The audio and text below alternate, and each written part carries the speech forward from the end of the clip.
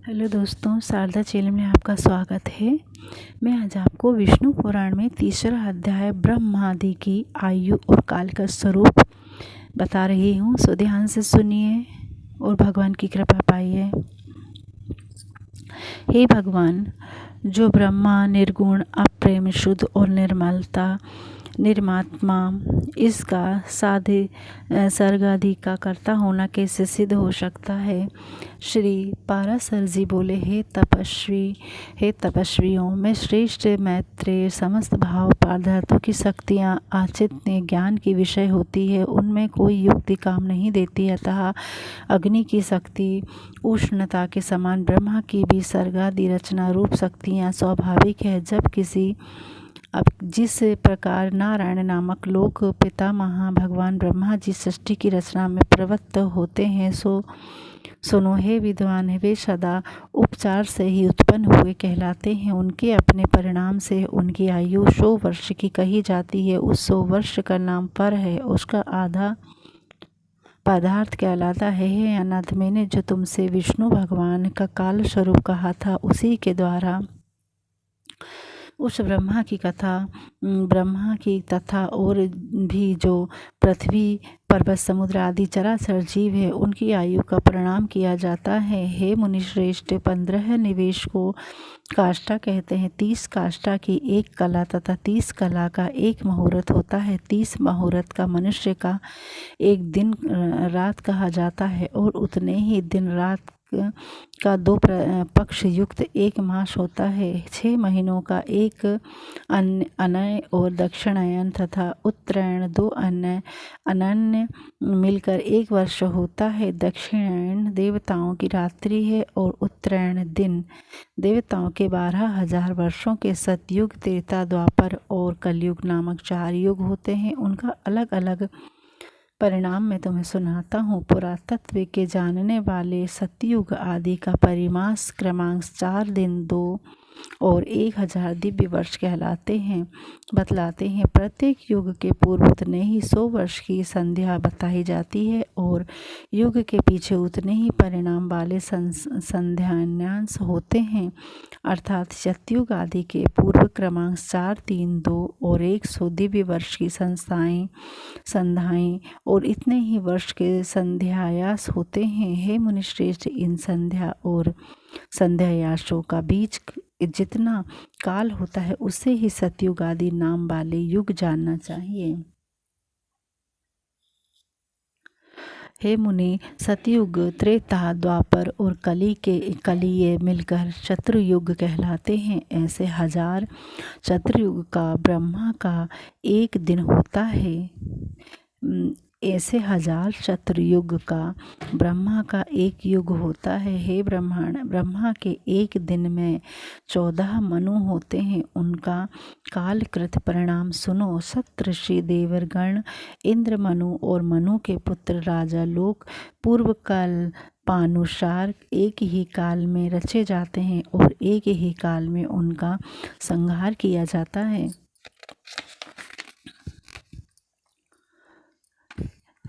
हे सत्तम, 71 चतुर्युग से और अधिक काल का एक मनवंतर होता है। यही मनु और देवता आदि का काल है। इस प्रकार दिव्य वर्ष गणना से एक मनवंतर में 8,52,000 वर्ष बताए जाते हैं। तथा हे महामुने, मानवीय वर्ष गणना के अनुसार मनवंतर का परिणाम पूरे 30,67,20,000 वर्ष हैं, इससे अधिक नहीं है। इस काल का 14 गुना ब्रह्मा का दिन होता है। इसके अनंतर नैमित्तिक नाम वाला ब्रह्मा प्रलय होता है। उस समय भूवलोक और सर्वलोक तीनों जलने लगते हैं, और महलोक में रहने वाले सिद्धगण अति संतप्त होकर जनलोक को चले जाते हैं। इस प्रकार त्रिलोकी के जलमय हो जाने पर जनलोकवासी योगियों द्वारा ध्यान किए जाते हैं। नारायण रूप कमल योनि ब्रह्मा जी त्रिलोकी के ग्रास से तृप्त होकर दिन के बराबर ही परिणाम वाली उस रात्रि में शेष शैया पर शयन करते हैं और उनके बीत जाने पर पुनः संसार की सृष्टि करते हैं। इस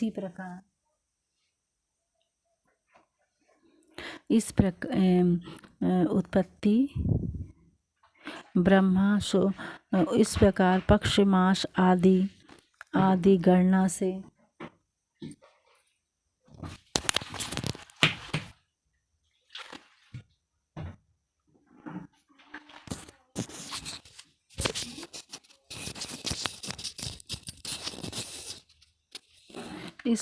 पक्ष मास आदि गणना से ब्रह्मा का 1 वर्ष और 100 वर्ष होते हैं। ब्रह्मा के 100 वर्ष ही उस महात्मा ब्रह्मा की परमायु है।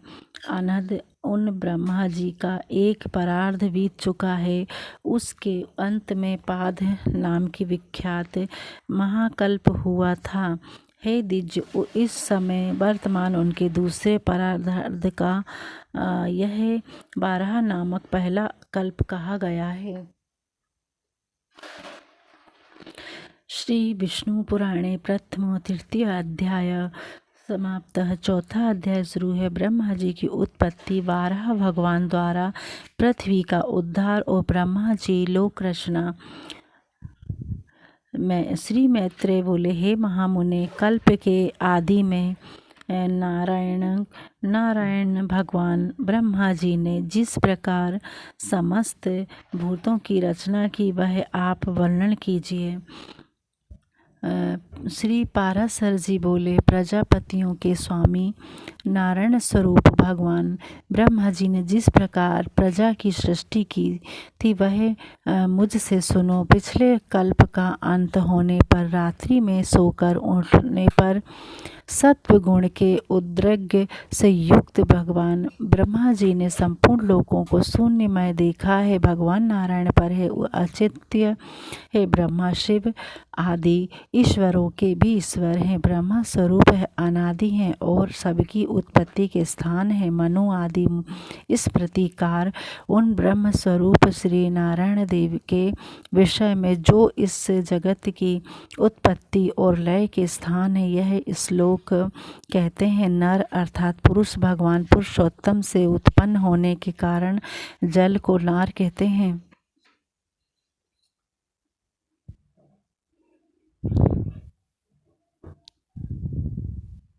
जल को नार कहते हैं। वह नार जल ही उनका प्रथम अन्य निवास स्थान है, इसलिए भगवान को नारायण कहा जाता है। संपूर्ण जगत जलमय हो रहा था, इसलिए प्रजापति ब्रह्मा जी ने अनुमान से पृथ्वी को जल के भीतर जान उसे बाहर निकालने की इच्छा से एक दूसरा शरीर धारण किया। उन्होंने पूर्व कल्पों के आदि में जैसे मत्स्य कूर्म आदि रूप धारण किए थे, वैसे ही इस 12 कल्प के आरंभ में वेद यज्ञमय 12 शरीर ग्रहण किया और संपूर्ण जगत की स्थिति में तत्पर हो सबके अंतरात्मा और अविचल रूप से परमात्मा प्रजापति ब्रह्मा जी, जो पृथ्वी को धारण करने वाले और सब अपने ही आश्रय से इसी से उन लोक स्थित सनकादि सिद्धेश्वरों से स्तुति किए जाते हुए जल में प्रविष्ट हुए। तब उन्हें पाताल लोक में अन्य देख देवी वसुंधरा आरती भक्ति विनम्र हो उनकी स्तुति करने लगे। पृथ्वी बोली, हे शंख चक्र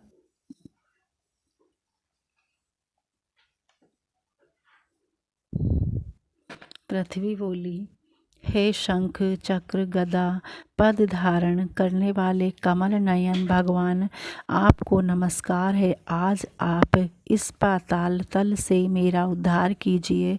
पूर्व काल में आप ही से मैं उत्पन्न हुई थी। हे जनार्दन, पहले भी आप ही ने मेरा उद्धार किया था। और हे प्रभु, मेरे तथा आकाश अन्य सब भूतों के भी आप ही उपादान कारण हैं। हे परमात्मा स्वरूप आपको नमस्कार है। हे पुरुषोत्तम आपको नमस्कार है। हे प्रधान कारण और व्यक्त कार्य रूप आपको नमस्कार है। हे काल स्वरूप आपको बारंबार नमस्कार है। हे प्रभु जगत की सृष्टि आदि के लिए ब्रह्मा विष्णु और रुद्र रूप धारण करने वाले आप ही संपूर्ण भूतों की उत्पत्ति पालन और नाश करने वाले हैं और जगत के एक कारण स्वरूप जलमय हो जाने पर हे गोविंद सबको भक्षण कर अंत में आप ही मुनि जनों द्वारा चित्तित होते हुए जल में शयन करते हैं।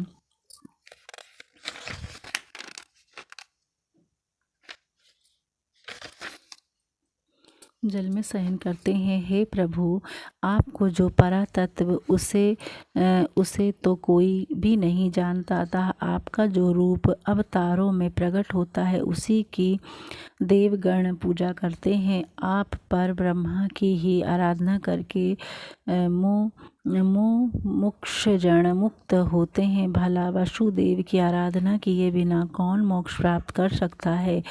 मन से जो कुछ ग्रहण संकल्प किया जाता है, चक्षु आदि इंद्रियों से जो कुछ ग्रहण विषय करने योग्य है, बुद्धि द्वारा जो कुछ विचारणीय है, वह सब आप ही का रूप है।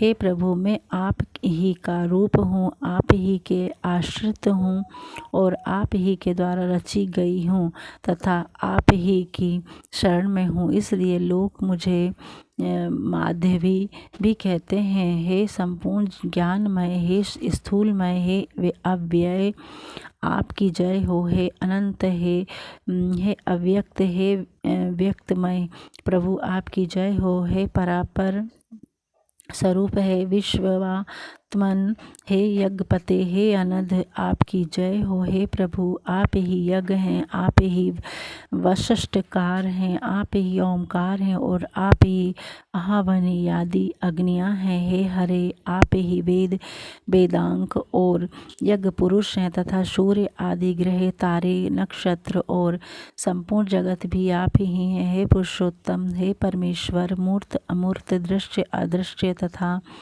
जो कुछ मैंने कहा है और जो नहीं कहा वह आप सब आप ही हैं, अतः आपको नमस्कार है, बारंबार नमस्कार है। श्री पाराशर जी बोले, पृथ्वी द्वारा इस प्रकार स्तुति किए जाने पर समस्वर ही जिनकी ध्वनि है, उन भगवान धरने घंघर शब्द से गर्जना की। फिर विकसित कमल के समान नेत्र वाले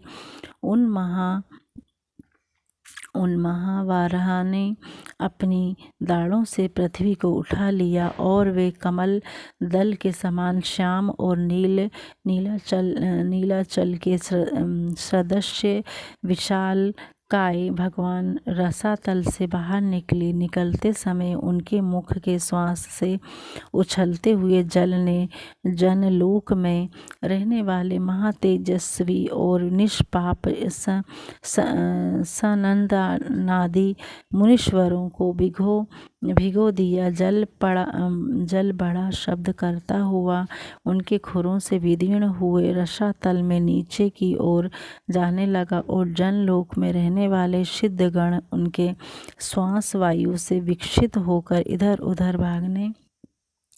भागने लगे। जिनकी कुक्षी जल में भीगी हुई है वे महावाराह जिस समय अपने वेदमय शरीर को कपाते हुए पृथ्वी को लेकर बाहर निकलते, उस समय उनकी रोमावली में विस्थित मुनिजन स्तुति करने लगे। उन निशंक और उन्नत दृष्टि वाले धराधर भगवान की जनलोक में रहने वाले सनंदनादि योगीश्वरों ने प्रसन्न चित्त से अति नम्रता पूर्वक सिर झुकाकर इस प्रकार स्तुति की। हे ब्रह्मादि ईश्वरों के भी परम ईश्वर, हे केशव, हे शंख गदाधर, निरंतर, हे खड्ग चक्रधारी प्रभु आपकी जय हो। आप ही संसार की उत्पत्ति, स्थिति और नाश के कारण हैं तथा आप ही ईश्वर और जिसे परम पद कहते हैं वह भी आप से अतिरिक्त और कुछ नहीं है। हे यू रूपी डाढ़ों वाले प्रभु आप ही यज्ञ पुरुष हैं। आपके चरणों में चारों वेद हैं, दांतों में यज्ञ है, मुख में शयन, चित्त आदि चितियाँ हैं, हुताशन यज्ञग्नि आपकी जीवा है तथा कुशाएं रोमावली हैं। हे परमात्मन, रात और दिन आपके नेत्र हैं तथा सब का आधारभूत पर ब्रह्मा आपका सिर है। हे देव वैष्णव आदि समस्त सूक्त आपके सटा कलाप स्कंद के रोमी गुक्ष हैं और समग्र हवि आपके प्राण है। हे प्रभु, शुक्र आपका तुंड थुनी है, समस्त स्वर धीरे गंभीर शब्द है, प्रंगवश यजमान ग्रह शरीर है तथा शस्त्र शरीर की ध्वनियाँ हैं। हे देव इष्ट श्रोत पुत्र स्मार्त धर्म आपके कान है। हे नित्य स्वरूप भगवान प्रसन्न होइए। हे अक्षर, हे विश्वमूर्ते, आपने पाद प्रहार से भूमंडल को व्याप्त करने वाले आपको हम विश्व के आदि कारण समझते हैं। आप संपूर्ण चराचर जगत के परमेश्वर और नाथ हैं, अतः प्रसन्न होइए। हे नाथ, आपकी दाढ़ों पर रखा हुआ यह संपूर्ण भूमंडल ऐसा प्रतीत होता है मानो कमल वन को रोंदते हुए गजराज के दांतों से कोई कीचड़ में सना हुआ कमल का पता लगा हो। हे अनुपम प्रभावशाली प्रभु, पृथ्वी और आकाश के बीच में जितना अंतर है वह आपके शरीर ही व्याप्त है। हे विश्व को व्याप्त करने में समर्थ तेज युक्त प्रभु, आप विश्व का कल्याण कीजिए।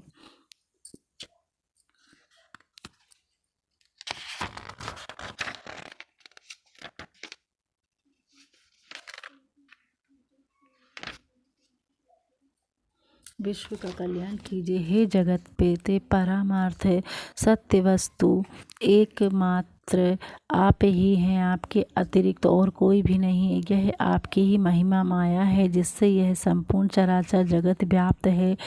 यह जो कुछ भी मूर्तिमान जगत दिखाई देता है ज्ञान स्वरूप आप ही का रूप है। अजितेंद्रिय लोक भ्रम से इस जगत रूप देखते हैं। इस संपूर्ण ज्ञान स्वरूप जगत को बुद्धिहीन लोग अर्थ रूप देखते हैं, अतः वे निरंतर मोह माया संसार सागर में भटका करते हैं। हे परमेश्वर, जो लोग शुद्ध चित्त और विज्ञानवेता हैं वे इस संपूर्ण संसार को आपका ज्ञानात्मक स्वरूप ही देखते हैं। हे सर्वात्मक प्रसन्न होइए। हे अप्रेमात्मक, हे कमल नयन, संसार के निवास के लिए पृथ्वी का उद्धार करके हमको शांति प्रदान कीजिए। हे भगवान, हे गोविंद, इस समय आप सत्व प्रधान हैं, अतः हे इस जगत के उद्धार के लिए आप ही इस पृथ्वी का उद्धार कीजिए। और हे कमल नयन, हमको शांति प्रदान कीजिए। आपके द्वारा यह सर्ग की प्रवृत्ति संसार का उपकार करने वाली हो। हे कमल नयन, आपको नमस्कार है, आप हमको शांति प्रदान कीजिए। श्री पाराशर जी बोले, है इस प्रकार स्तुति किए जाने पर पृथ्वी को धारण करने वाले परमात्मा बारह जी ने उसे शीघ्र ही उठाकर अपार जल के ऊपर स्थापित कर दिया। उस जल समूह के ऊपर वह एक बहुत बड़ी नौका के समान स्थित है और बहुत विस्तृत आकार होने के कारण उसमें डूबती नहीं है। फिर उन अनादि परमेश्वर ने पृथ्वी को समतल कर उस पर जहाँ तहाँ पर्वतों को विभाग करके स्थापित कर दिया है। सत्य संकल्प भगवान ने अपने आमोद प्रभाव से पूर्व कल्प के अंत में दग्ध हुए समस्त पर्वतों को पृथ्वी तल में यथा स्थान रच दिया। तदंतर उन्होंने सद्धतिपादि क्रम से पृथ्वी का यथा योग विभाग कर भूलोक आदि चारों लोकों की पूर्वत कल्पना कर दी। फिर उन भगवान हरि ने रजोगुण से युक्त हो चतुर्मुखधारी ब्रह्म रूप धारण कर सृष्टि की रचना की। सृष्टि की रचना में भगवान तो केवल निमित्त मात्र ही हैं, क्योंकि उनकी प्रथम कारण तो पूज्य पदार्थों की शक्तियाँ ही हैं। हे तपस्वियों, मैं श्रेष्ठ मैत्रेय वस्तुओं की रचना में निमित्त मात्र को छोड़कर और किसी बात की आवश्यकता भी नहीं है, क्योंकि वस्तु तो अपनी ही परिणाम शक्ति से वस्तुतः स्थूल रूपता को प्राप्त हो जाती है। श्री विष्णु पुराणे प्रथम चतुर्थ अध्याय समाप्तम। पसंद आए तो लाइक और शेयर और सब्सक्राइब ज़रूर करें दोस्तों। धन्यवाद।